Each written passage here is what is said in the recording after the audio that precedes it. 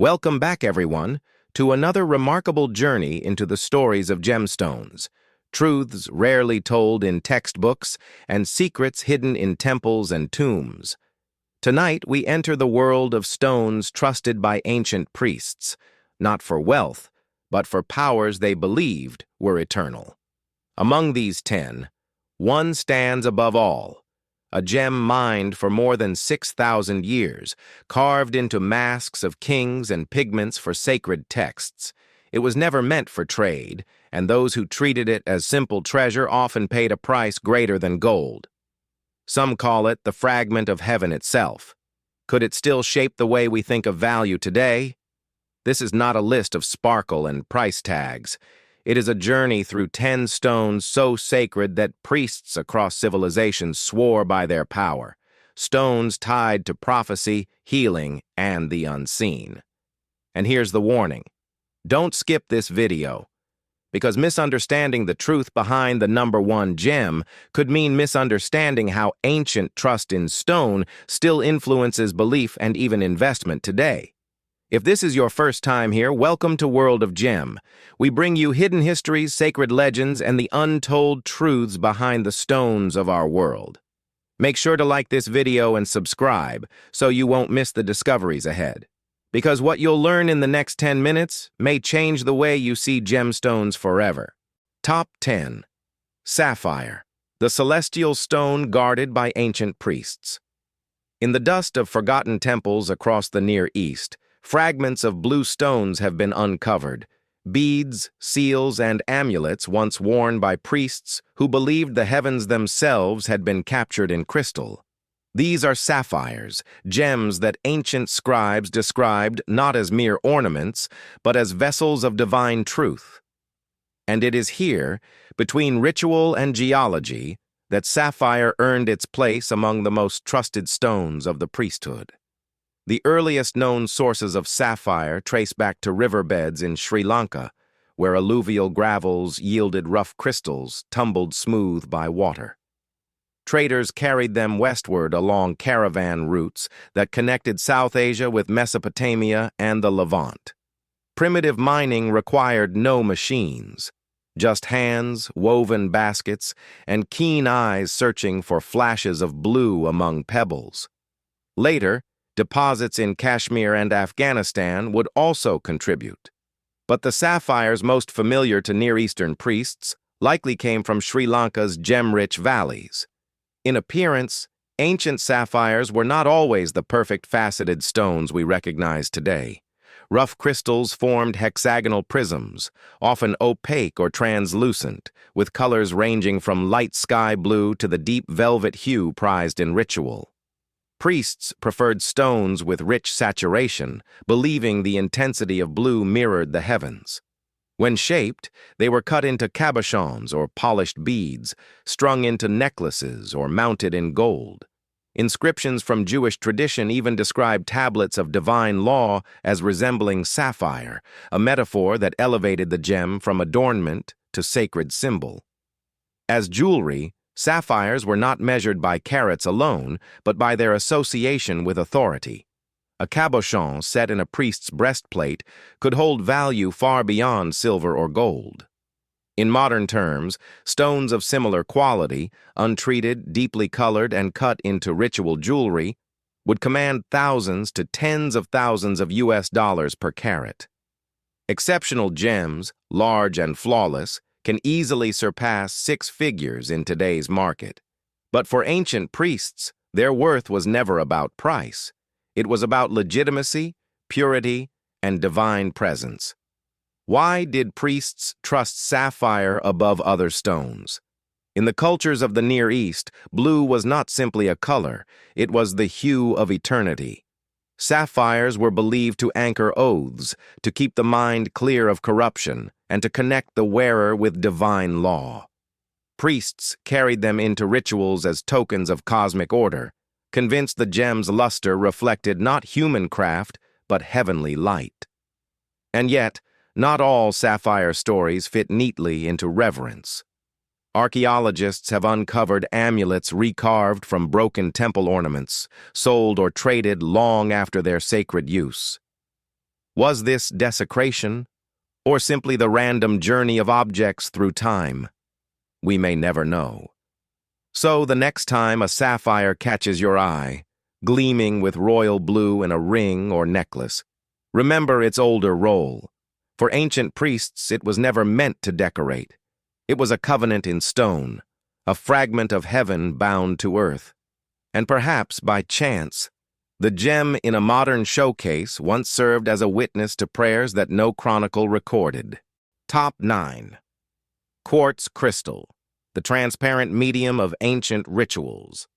Deep inside mountain caves in Europe and across the Andes of South America, ancient hands once collected clear stones that seemed too perfect to be natural. They were quartz crystals, growing as six-sided prisms, ending in sharp pyramidal points that caught the light in ways no ordinary rock could. Archaeologists continue to find them in ritual sites, from druid circles in Britain to shamanic burials in the Amazon. To ancient priests, these were not just stones. They were conduits, believed to hold messages from realms unseen. Geographically, quartz is one of the most abundant minerals on Earth. The clearest crystals were often found in alpine veins, where tectonic pressure created cavities lined with glittering points. In Mesoamerica, volcanic activity produced smaller but equally luminous crystals. Extraction in antiquity required no advanced tools. Miners pried them out of rock seams with bone and stone chisels, or simply picked them from riverbeds where erosion exposed the crystal points. Their natural form was already striking, requiring little shaping to be used in ritual or adornment. The color of quartz varied. The most valued by priests were water-clear crystals, symbolizing purity. Others displayed smoky hues or faint clouding, which some cultures interpreted as signs of hidden spirits within. Crystals often appeared as elongated prisms, sometimes large enough to fill two hands. Smaller ones were fashioned into pendants or beads, polished until they gleamed. The natural geometry of quartz, sharp edges and perfect symmetry, made it appear as though it had been deliberately cut, a trait that only reinforced its aura of mystery. In terms of value, quartz is not considered rare by modern standards. Today, even flawless specimens might fetch only tens to hundreds of US dollars. Yet when transformed into sacred jewelry or ritual tools, their worth was magnified beyond measure. For ancient priests, a crystal pendant was not decoration but protection. A polished sphere served as a medium for divination. In practical terms, the cultural and spiritual investment made each crystal priceless within its community. Why did priests trust quartz above other stones? Its transparency suggested a window into the divine. Druids in Europe used quartz spheres for scrying, gazing into them to interpret visions. In South America, shamans placed crystals on the bodies of the sick, convinced they drew out illness. In Asia, quartz was seen as crystallized light, storing the essence of the heavens. Across continents without contact, cultures converged on the same conclusion. Quartz crystals were not inert matter, but living tools of communication with gods, ancestors, and unseen forces. And yet not all quartz ended in temples. Some have been unearthed in domestic sites, reused as common beads or ornaments long after their sacred role ended. Was this simple recycling, or a dilution of their priestly meaning? That ambiguity is part of their enduring allure. So when you hold a piece of clear quartz today, cut into a pendant, or sitting as a cluster on a shelf, remember its older role. For ancient priests, it was never just a crystal. It was a fragment of light, a channel of power, and perhaps by sheer chance, the same kind of stone that once carried prayers across the silence of centuries. Top 8. Egyptian Emerald, the sacred green stone of temple wisdom. On the sun-baked cliffs of Egypt's eastern desert, archaeologists have traced faint tracks leading to abandoned tunnels. These are the legendary Cleopatra mines, worked more than 2,000 years ago in search of green fire hidden in the rock. What they yielded were emeralds, beryl crystals colored by chromium, stones that Egyptian priests and priestesses believed carried the blessing of Isis herself. Geographically, emeralds were mined in harsh, arid conditions. The Wadi Sikait and Wadi El Hudi sites reveal evidence of ancient shafts dug by hand with stone hammers and copper chisels. Workers followed narrow veins through schist and talc, extracting crystals embedded in hard host rock. Ore was carried to the surface, where fragments were sorted in daylight, searching for flashes of green among the rubble. Unlike diamonds or sapphires, emeralds were fragile. Breaking them free without shattering required skill, and this delicacy only added to their aura of sacredness. The color of these ancient emeralds ranged from light grassy hues to deeper bluish greens. Priests prized stones that glowed vividly even in dim temple light, interpreting this as proof of divine energy. Crystals often formed hexagonal prisms, naturally elongated, though few were flawless. Many contained internal fractures and inclusions, what modern gemologists call the jardin, or garden. Instead of diminishing value, these imperfections were once seen as signs of the gem's living spirit. In terms of shape and adornment, emeralds were polished into cabochons or carved into amulets rather than faceted, since ancient cutting techniques were limited. Scarabs, rings, and pendants have been recovered from tombs, suggesting both everyday use and ceremonial significance. Today, emeralds of similar quality, natural, untreated, vivid in color, can command prices from $5,000 to $20,000 US per carat. Exceptional gems surpass six figures, yet in the ancient context, their value was measured less in gold than in divine association. Why did priests trust emeralds so deeply? In Egyptian belief, green was the color of fertility, resurrection, and eternal youth. Emerald was dedicated to Isis, the goddess of life and rebirth. Priests wore them during healing rituals, convinced the stone restored sight and vitality. Amulets were placed with the dead to guarantee safe passage into the afterlife. Historical texts describe emerald tablets inscribed with prayers, anchoring the gem as both physical object and spiritual tool. Still, not every emerald followed this sacred path. Archaeologists have uncovered broken fragments in workshops near the mines, suggesting that some were traded outside temple walls, carried along caravan routes into the Mediterranean. Were these stones robbed of their sanctity, or did they spread the cult of Isis farther than we imagine? The line between devotion and commerce remains blurred. So the next time an emerald sparkles from a ring or necklace, its color rich as spring leaves after rain, remember the desert tunnels where it was first torn from the earth. For ancient priests, it was more than a jewel. It was a promise of rebirth, a fragment of divine power, and perhaps, by chance, the very kind of stone that once lay against the skin of those who spoke directly to gods. Top 7. Bloodstone, the sacred healer of temples in India and the Middle East. On riverbanks in western India, archaeologists still recover pebbles of green chalcedony flecked with bright red spots. To the untrained eye, they may look like nothing more than speckled stones. But to ancient priests, these were heliotropes, what we now call bloodstones, gems believed to hold the power of sacrifice, protection, and divine justice. Bloodstone deposits stretch across India, Persia, and parts of the Middle East. In antiquity, miners collected them from alluvial gravels, using simple tools or bare hands to sort them from ordinary pebbles. The most prized specimens came from Gujarat, where the chalcedony was darkest green and the red spots caused by iron oxide were sharply defined. Unlike diamonds or sapphires, bloodstone required little cutting. Its natural polish revealed its beauty. Its symbolic pattern gave it meaning. In appearance, bloodstone is unmistakable, a deep green base with splashes of crimson resembling drops of blood. The ancients believed these markings carried cosmic significance. Stones were shaped into cabochons, carved into seals, or left as polished amulets. Rings set with bloodstone have been uncovered in Roman temples, and carved intaglios bearing priestly symbols survive in museum collections. The gem's natural motifs made it seem alive, as though stained by forces greater than human craft. Today, bloodstone is not among the most expensive gems. Polished pieces may sell for only tens to hundreds of US dollars.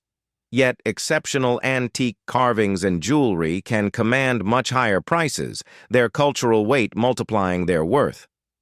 For ancient priests, however, its value was never monetary. To them, bloodstone carried spiritual authority. A single amulet could outweigh gold in the rituals of protection and prophecy. Why did priests trust bloodstone above other stones? In Indian tradition, it was believed to stop bleeding and to heal wounds, making it indispensable in both battle rites and healing rituals. In Mesopotamia and Persia, bloodstone was carried as a seal of truth, thought to reveal lies when held during oaths. Christian legend later wove its own story, claiming the red spots were drops of Christ's blood fallen upon green jasper at the foot of the cross. Across these cultures, the stone became a bridge between the mortal and the divine, binding earthly struggle to spiritual law. And yet the story of bloodstone is not free of contradictions. Archaeologists have found rough fragments discarded in ancient workshops, suggesting not every piece reached the altar. Were some bloodstones sold casually as trinkets, stripped of sacred power? Or did their very abundance blur the line between sacred and ordinary? That tension remains unresolved. So the next time you see a bloodstone pendant, its crimson spots vivid against green, consider its deeper role. For ancient priests, it was not decoration. It was a covenant of truth, a ward against corruption, and a sign that even the smallest stone could carry the weight of sacrifice. Perhaps by chance, the one you see today echoes a ritual forgotten, a voice of belief still hidden in stone. Top 6. Obsidian, the volcanic mirror of ancient priests. In the volcanic highlands of Mexico and Guatemala, archaeologists still uncover fields of sharp, black glass scattered like the remnants of a forgotten storm. These are not industrial debris, but obsidian, the volcanic glass that Mesoamerican priests once considered both a divine mirror and a sacred blade. Unlike other gemstones that shone with color, obsidian commanded attention through its depth, its reflective darkness, and the power it symbolized in ritual. Geographically, obsidian is abundant across Central America, formed when lava cooled rapidly without crystallizing. Ancient peoples identified specific volcanic flows where the glass was purest: deep black, translucent mahogany, or streaked with green and gold. Extraction was straightforward but dangerous. Large nodules were pried from outcrops using stone hammers, or gathered from fields where eruptions had scattered them centuries before. In appearance, obsidian is smooth and lustrous, breaking with razor-sharp edges. It could be shaped into beads, polished into pendants, or carved into spherical mirrors that priests used for divination. Its natural sheen reflected light like water at midnight, making it feel less like a stone than a portal. Jewelry fashioned from obsidian was heavy and dramatic, but its greatest sacred role lay in ritual tools. Knives of obsidian, sharper than steel, were used in sacrifices, while polished mirrors were believed to reveal visions of gods. By modern standards, obsidian is not a rare or expensive gem. Polished pieces may cost only a few dollars, while museum-quality artifacts or ceremonial carvings can reach thousands. But for Mesoamerican priests, value had nothing to do with price. An obsidian mirror was a sacred instrument, believed to allow communication with the god Tezcatlipoca, the smoking mirror. In Aztec temples, priests gazed into its dark surface, seeking prophecies and guidance. Its edge could cut not only flesh, but also the veil between the mortal and divine. Why did priests trust obsidian above other stones? Its duality made it unique. It was both a tool of creation and destruction, able to shape tools for survival or blades for offering life to the gods. Its black surface embodied night, mystery, and the hidden order of the cosmos. Priests saw in it a reflection of cosmic balance, light and darkness, sacrifice and renewal. When held during ceremonies, it was not just glass, but a medium of cosmic dialogue. And yet, obsidian's story is not confined to temples. Archaeologists find vast workshops where ordinary villagers shaped arrowheads and tools from the same stone. The sacred and the practical lived side by side, raising the question, did every shard of obsidian carry divine weight, or only those chosen for ritual? That ambiguity still lingers in the fragments we unearth. So when you hold a piece of obsidian today, glossy and black in your hand, think of its older roles. To the priests of Mesoamerica, it was a mirror of gods, a blade of sacrifice, a stone of cosmic balance. And perhaps, by random chance, the shard you see today once belonged not to a craftsman, but to a priest staring into its dark surface, searching for answers in the silence of the night. Top 5. Jade, the eternal stone of priestly power in China and Mesoamerica. In burial chambers from Beijing to the jungles of Guatemala, archaeologists encounter the same material shaped into masks, beads, and ceremonial blades. Smooth to the touch, luminous in green or milky white, this is jade, a stone that ancient priests across 2 continents trusted as a bridge between life and eternity. It was not coincidence, but conviction. 2 civilizations, separated by oceans, reached the same conclusion, that jade was no ordinary stone but the vessel of immortality. Geographically, jade appears in 2 forms, nephrite in China and jadeite in Central America. In Neolithic China, nephrite was mined from riverbeds and mountain deposits in regions like Xinjiang and Liaoning. Extraction was slow, using stone hammers to break boulders and abrasion with sand and water to shape the pieces. In Mesoamerica, jadeite deposits in Guatemala supplied the Olmec, Maya, and Aztec cultures. Priests and craftsmen pried blocks from hard metamorphic rock, then ground them painstakingly with quartz sand. The labor itself was sacred, turning raw stone into an eternal medium. The colors of jade varied from creamy white to vibrant green, sometimes mottled with darker veins. In China, white nephrite, called mutton fat jade, symbolized purity and was favored for ritual discs known as bai. In Mesoamerica, translucent green jadeite was linked to maize, fertility, and water. Crystals were rarely transparent, but their smooth polish revealed a soft, waxy luster that seemed alive. Shapes ranged from beads and pendants to elaborately carved masks placed on the faces of the dead, a practice that signified rebirth. Today, jade jewelry ranges from affordable carvings to million-dollar antiques. Modern jadeite of imperial quality from Myanmar can fetch tens of thousands of US dollars per carat, while ancient ritual masks or pendants, if ever auctioned, are considered priceless. But for ancient priests, the stone's value lay not in commerce, but in belief. Jade was incorruptible, enduring beyond flesh and time. Why did priests trust jade so deeply? In China, jade was described as embodying virtue, the qualities of benevolence, wisdom, and justice. Confucian texts praised it as the stone of heaven. Priests used jade discs in sacrifices, believing they opened communication with celestial powers. In Mesoamerica, jade was equated with breath and blood, the very essence of life. Priests buried jade beads in the mouths of the dead to ensure safe passage into the afterlife. The stone's hardness, polish, and cool touch made it feel indestructible, a fitting symbol for continuity beyond death.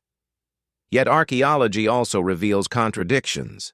In some sites, broken jade ornaments were scattered deliberately, perhaps symbolizing offerings rather than wealth.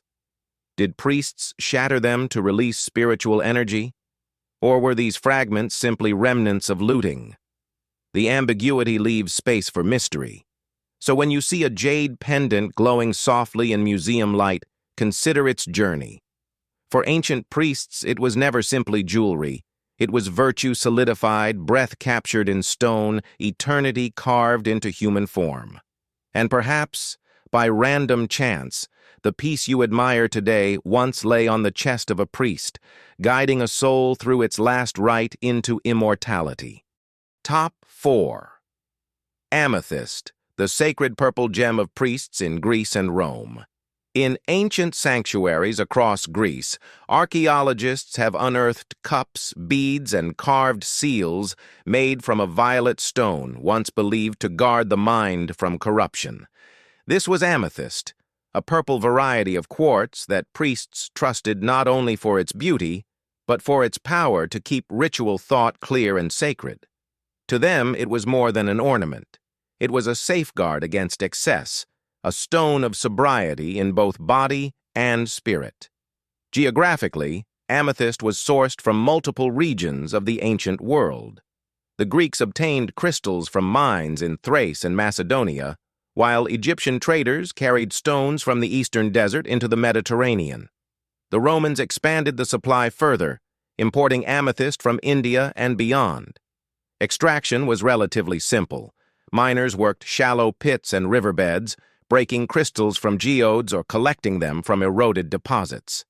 The crystal habit, a six-sided prism capped with pyramids, was already striking, requiring only polishing or carving to be ready for sacred use. In appearance, amethyst ranged from pale lavender to deep royal purple. Ancient priests favored stones with rich, saturated hues that caught the light in temples illuminated by oil lamps. Amethyst was shaped into cabochons, beads, and carved seals, but perhaps most famously into drinking vessels. Cups and goblets of amethyst were prized, believed to neutralize intoxication. The Greek word amethystos itself means not drunken, and priests used the stone to keep themselves pure during rites. Modern amethyst is widely available, often inexpensive at tens of dollars per carat, though fine specimens from Siberia or Uruguay can still fetch hundreds. But in antiquity, scarcity and symbolism made it precious. An amethyst ring set in gold could equal the value of livestock. A carved goblet was a royal possession. For priests, its worth was not economic but spiritual. It preserved clarity, warded off temptation, and upheld the sanctity of ritual. Why did ancient priests trust amethyst above others? In Greek religion, it was linked to Dionysus, the god of wine, paradoxically as a stone that countered his intoxication. Priests believed amethyst sharpened judgment and kept visions true, preventing false prophecy. In Roman temples, it was worn by officiants to symbolize dignity and wisdom. Its purple shade, later associated with imperial robes, also reinforced its role as a gem of authority. Amethyst was thus both a spiritual defense and a symbol of elevated status. And yet, archaeology also reveals its shifting identity. When Roman tastes changed and amethyst deposits became more common, its sacred aura weakened, and it moved into the realm of fashion. Was this loss of sanctity inevitable once abundance dulled its mystery? The question lingers. So when you see a violet crystal today, polished into a pendant or sitting raw in a collector's cabinet, remember its older roles. For priests of Greece and Rome, amethyst was never just quartz. It was the stone of sobriety, of clarity and ritual, a guardian against both wine and error. And perhaps by chance, the crystal in modern hands once touched the lips of a priest who believed his every word carried divine weight. Top 3. Turquoise. The sky stone. blessed by priests of Egypt and Persia high in the arid mountains of the Sinai Peninsula. Archaeologists have uncovered tunnels carved 3,000 years ago, leading into veins of pale blue stone.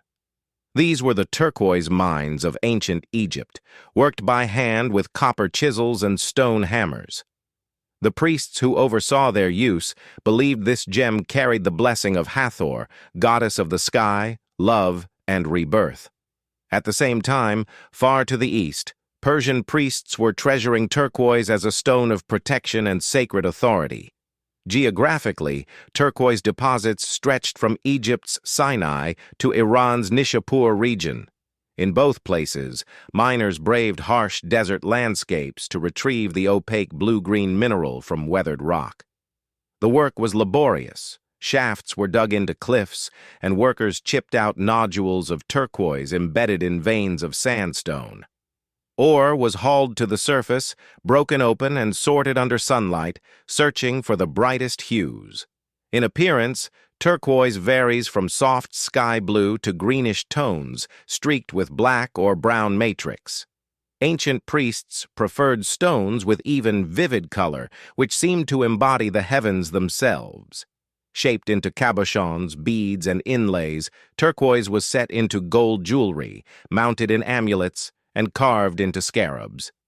Egyptian burial sites reveal turquoise in necklaces placed on the chest of the dead, while Persian temples housed talismans believed to guard against evil. Modern turquoise values range from tens of dollars per carat for commercial stones to thousands for fine, untreated material from historic mines. But for ancient priests, turquoise was beyond commerce. Its worth lay in its symbolism, the color of the sky, the promise of protection, and the blessing of divine renewal. A turquoise amulet was not jewelry, but a spiritual safeguard, as essential in ritual as incense or prayer. Why did priests trust turquoise so profoundly?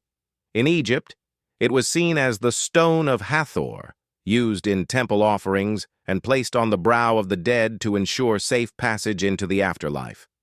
In Persia, it was set into crowns and daggers, its blue surface thought to repel the evil eye and grant divine favor in battle. The gem's durability and distinctive hue made it a visible marker of sacred authority, one that carried weight both in life and in eternity. And yet, turquoise also carried a paradox. Archaeological finds show broken beads scattered in mining camps, suggesting the gem was sometimes treated casually outside the temple. Was this sacrilege, or simply the difference between ritual turquoise and common ornament? The ambiguity deepens the mystery of how sacredness was assigned. So when you see a turquoise ring today, glowing with soft blue-green light, remember its origin in desert cliffs and temple rituals. For the priests of Egypt and Persia, it was never a trinket. It was a sky captured in stone, a charm of divine protection, and perhaps, by sheer chance, the very kind of gem that once lay on an altar where words of eternity were spoken. Top 2. Carnelian. The fiery gem, guarded by priests of Egypt and Mesopotamia. Across the sands of Egypt and along the rivers of Mesopotamia, archaeologists have unearthed beads of glowing red-orange stones strung into necklaces, seals, and amulets. This was carnelian, a chalcedony quartz that priests believed embodied the fire of the sun and the vitality of life itself. To the modern eye, it may seem modest compared to emerald or sapphire, yet in temples and tombs of the ancient world, carnelian was one of the most trusted of all sacred stones. Geographically, carnelian was sourced from the deserts of Egypt, especially near the Nile Valley, and from river gravels in Mesopotamia and India. Ancient miners collected nodules of chalcedony, often dull on the outside but glowing with color when cut open. In Egypt, workers would heat the stones to deepen their hue, a primitive treatment that made the red more intense. Tools of flint and copper were used to shape the raw material into beads and seals, a process that could take days for even a small piece. In appearance, Carnelian ranged from warm orange to deep reddish brown. Priests preferred stones with rich uniform color, which they associated with blood, energy, and the setting sun. Carnelian was usually cut into rounded beads, cabochons, or small plaques. Many were engraved with sacred symbols, transforming them into personal talismans. Seals carved from carnelian have been found in Mesopotamian temples, their inscriptions still visible after 4,000 years. In today's gem market, carnelian is relatively inexpensive, often only a few dollars per carat. Yet ancient examples, especially carved intaglios or amulets from archaeological contexts, are considered priceless. Their worth lies not in rarity, but in symbolism. A single bead placed on a mummy's chest was believed to protect the soul. A seal pressed into clay carried not just identity, but divine sanction. For priests, carnelian was not an accessory, but a necessity, a stone as essential to ritual as the words of prayer.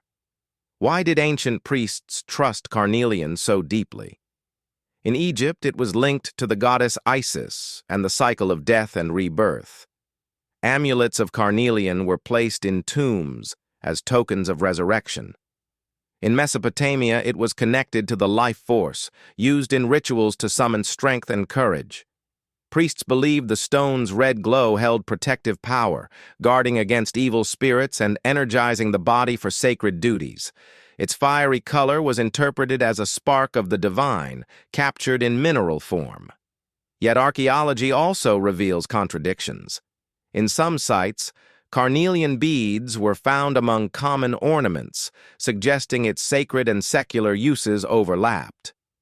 Was every piece a priestly tool, or did meaning depend on context? The blurred boundary between jewelry and relic complicates our understanding, reminding us how value is shaped by belief. So when you see a strand of orange-red carnelian today, polished and shining, remember its older role. For ancient priests, it was not decoration but protection, not luxury but life force.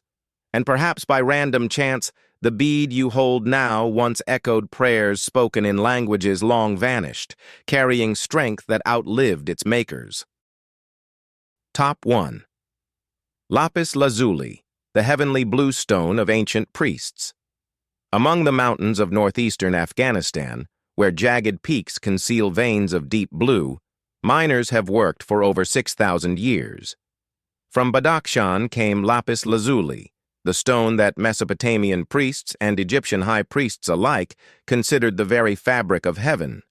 To hold it was to touch eternity, and to grind it into pigment was to capture the color of the gods. Geographically, lapis lazuli's primary source was the Sarisang mines of Afghanistan. Ancient miners used stone hammers and fire setting, heating rock and then quenching it with water to fracture the cliffs and reveal blue veins. The raw blocks were transported by caravan across deserts and rivers, reaching Mesopotamia, Egypt, and even as far as the Indus Valley. These trade routes turned lapis into one of the earliest global commodities, though its purpose remained sacred rather than commercial. In appearance, lapis is unmistakable. A royal blue base, sometimes flecked with golden pyrite that glitters like stars against a night sky. Priests favored pieces with uniform deep color, interpreting them as fragments of the heavens. Shapes varied: beads, amulets, and carved plaques, but also statues and cylinder seals inscribed with prayers. In Egypt, lapis was carved into scarabs, eye-shaped amulets, and even inlaid in the funerary mask of Tutankhamun. Powdered lapis was ground into ultramarine pigment, reserved for depictions of deities and sacred texts. By modern standards, lapis varies in price from modest jewelry pieces worth a few dollars to high-quality Afghan stones that can fetch hundreds of dollars per carat.